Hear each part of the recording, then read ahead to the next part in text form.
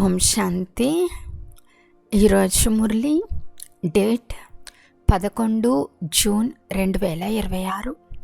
బాబా చెప్తున్నారు, మధురమైన పిల్లలు, వారసత్వాన్ని పూర్తిగా తీసుకునేందుకు ఒక్క తండ్రి పైననే పూర్తి ప్రీతిని ఉంచుకోండి.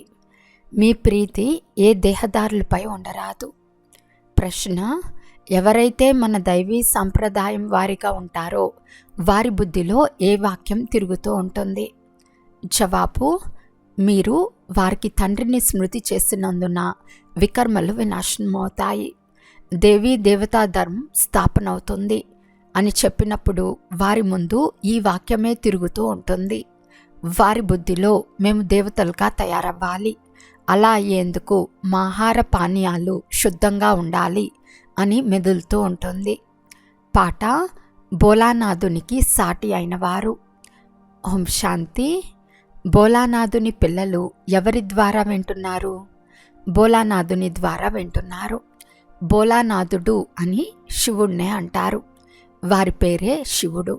భోలానాథుని పిల్లలు అనగా శివుణ్ణి పిల్లలు. ఆత్మలు ఈ చెవుల ద్వారా వింటున్నాయి. ఇప్పుడు పిల్లలైన మీరు ఆత్మాభిమానులుగా అయ్యారు. పిల్లలు టేప్ రికార్డులో మురళి వింటున్నప్పుడు శివబాబా మాకు తమ పరిచయాన్ని ఇస్తున్నారని, నేను సర్వాత్మల తండ్రిని అని చెప్తున్నారని అర్థం చేసుకుంటారు.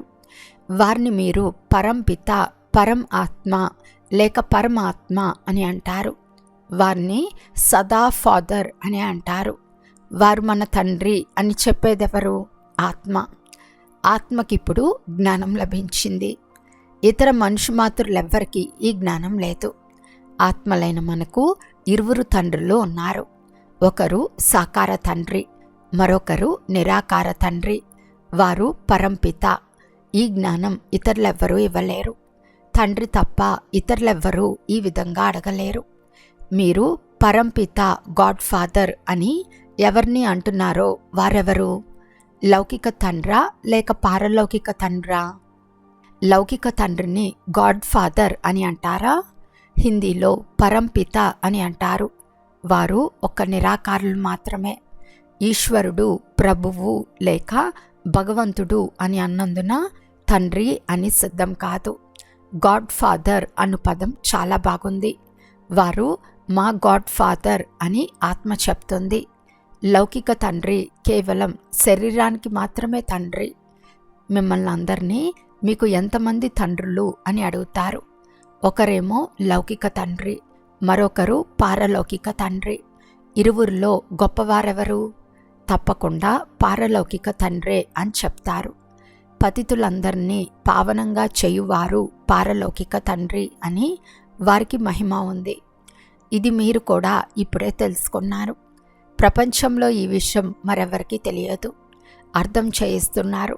మీకు పారలౌకిక తండ్రిపై ప్రేమ ఉంది. ఇతరులకు వినాశకాలంలో విపరీత బుద్ధి ఉంది.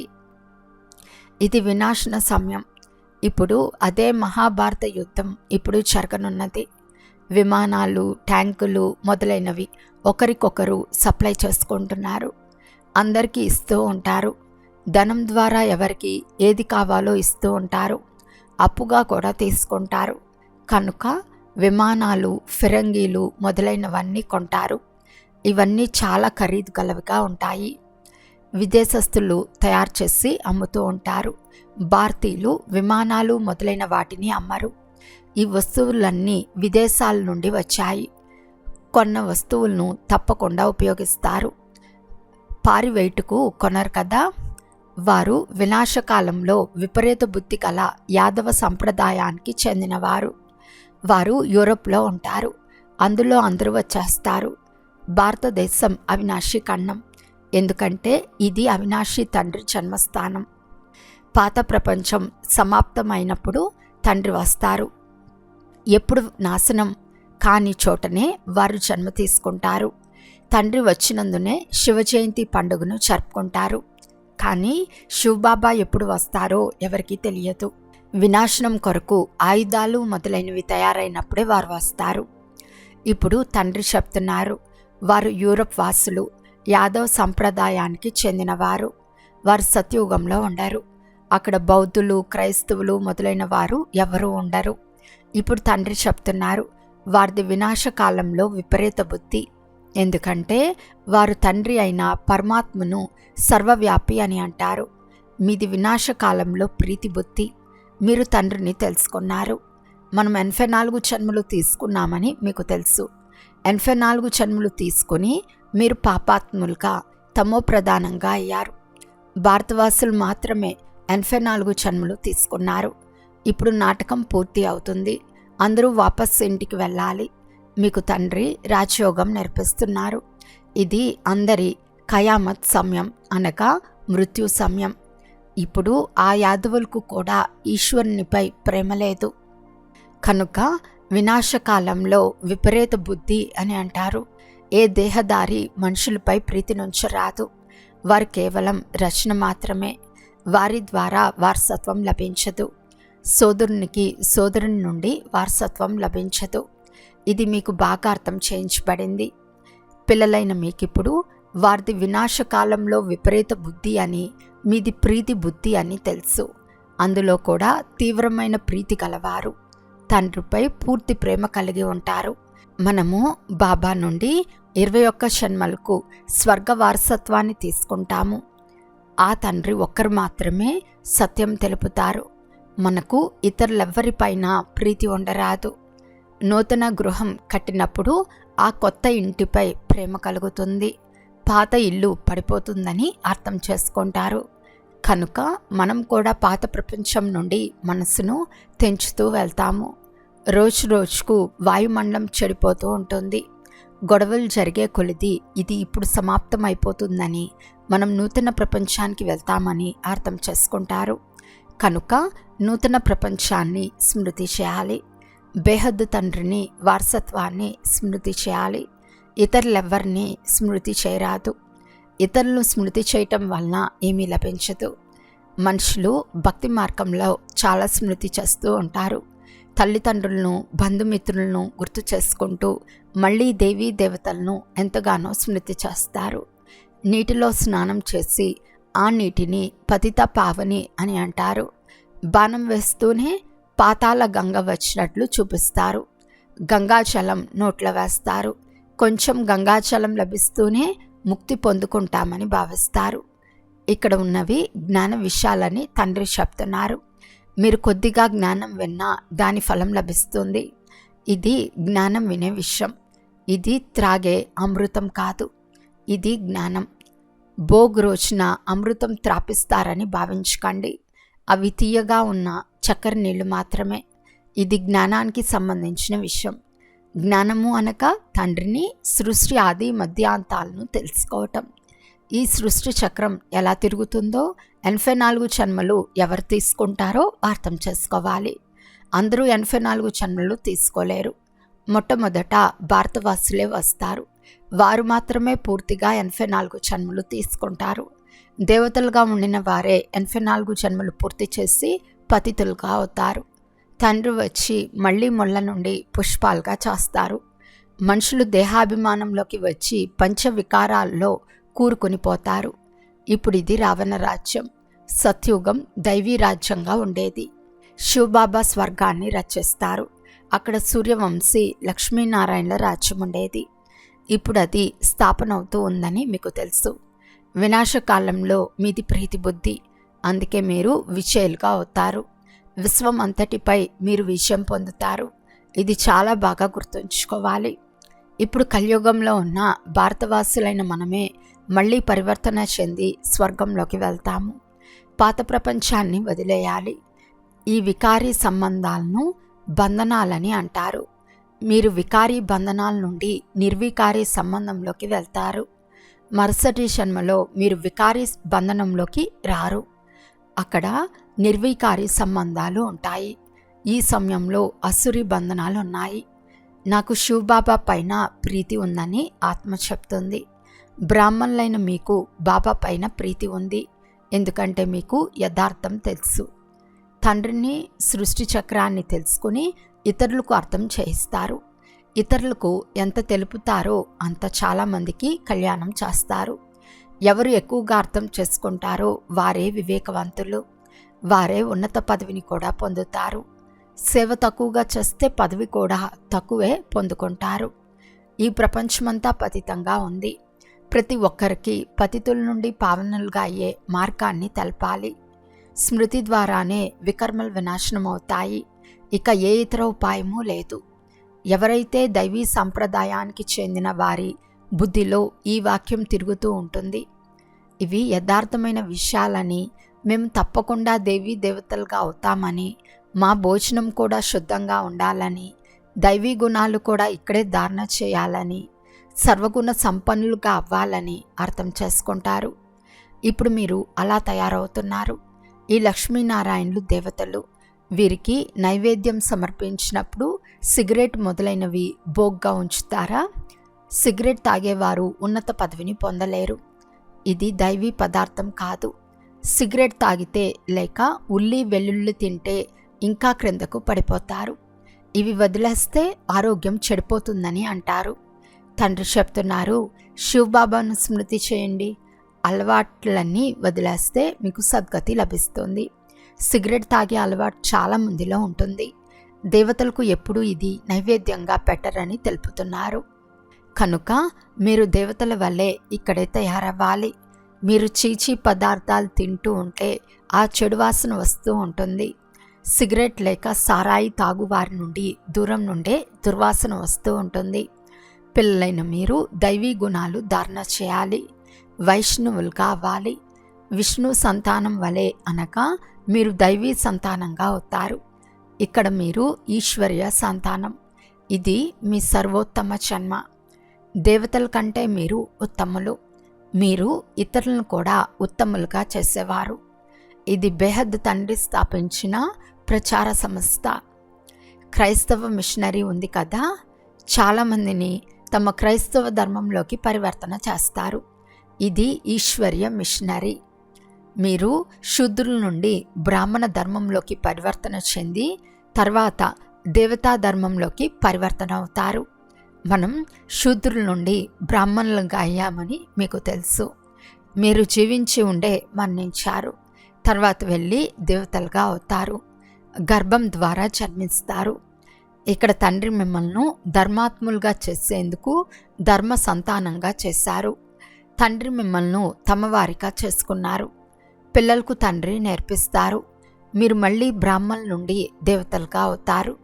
ఈ మనుషులు ఎంతో ఉన్నతమైన వారు. వీరిలో అన్ని దైవీ గుణాలు ఉన్నాయి. ఆత్మలైన మీరు పవిత్రమైనప్పుడు శరీరం కూడా పవిత్రమైంది కావాలి. పాత శరీరం సమాప్తమైపోతుంది. తర్వాత మీకు సతోప్రధానమైన కొత్త శరీరం కావాలి. సత్యుగంలో పంచతత్వాలు కూడా సతోప్రధానంగా అవుతాయి. తండ్రి చెప్తున్నారు, మీరు శూద్ర వర్ణంలో ఉండేవారు.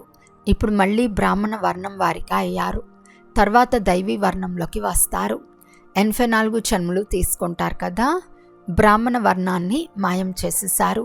ఇప్పుడు తండ్రి శూద్రుల నుండి బ్రాహ్మణులుగా చేసి మరలా దేవతలుగా చేస్తారు. ఇప్పుడు మీరు బ్రాహ్మణులు, అత్యంత ఉన్నతులు. పల్టీలాట ఉంది కదా.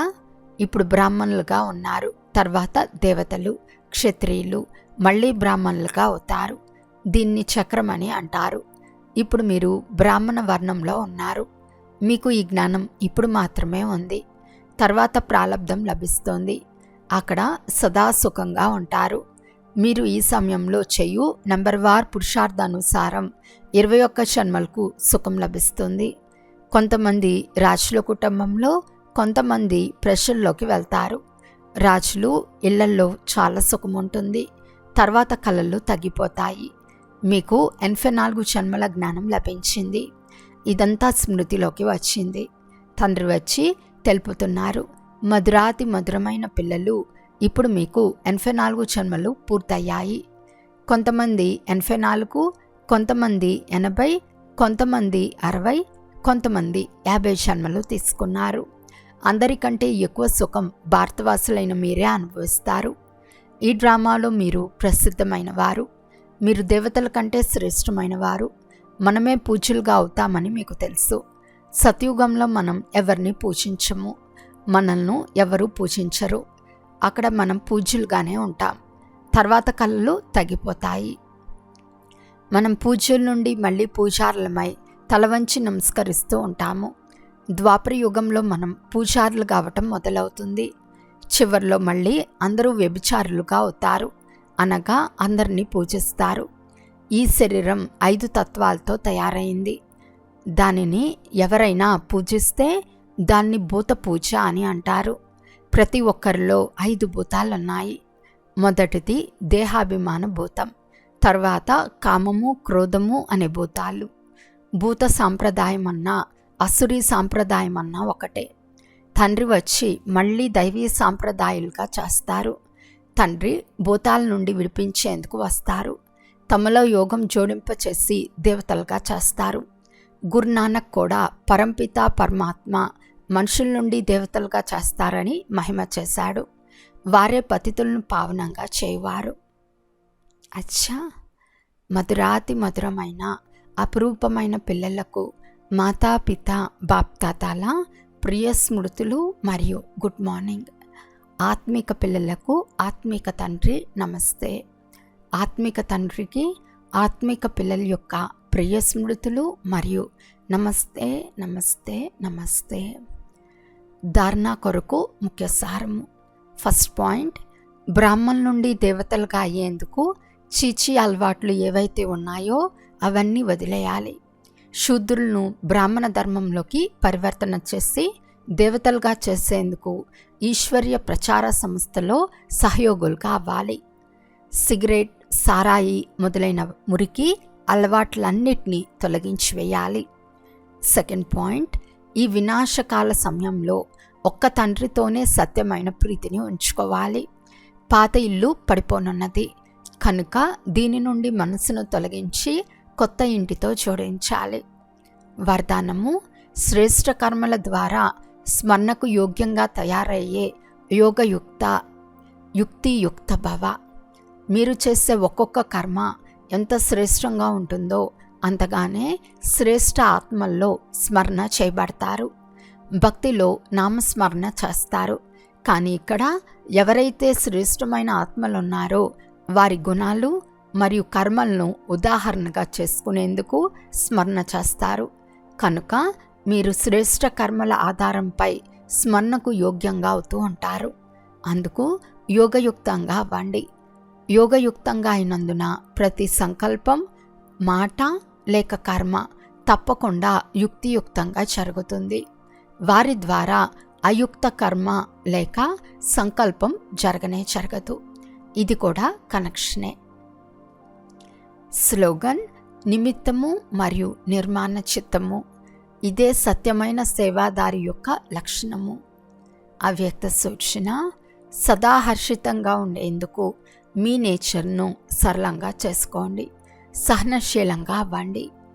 సరళచిత్ స్వభావం ఉంటే హర్షితంగా ఉండటంతో పాటు కనుల ద్వారా, నోటి ద్వారా మరియు నడవడిక ద్వారా మధురత ప్రత్యక్ష రూపంలో కనిపిస్తుంది.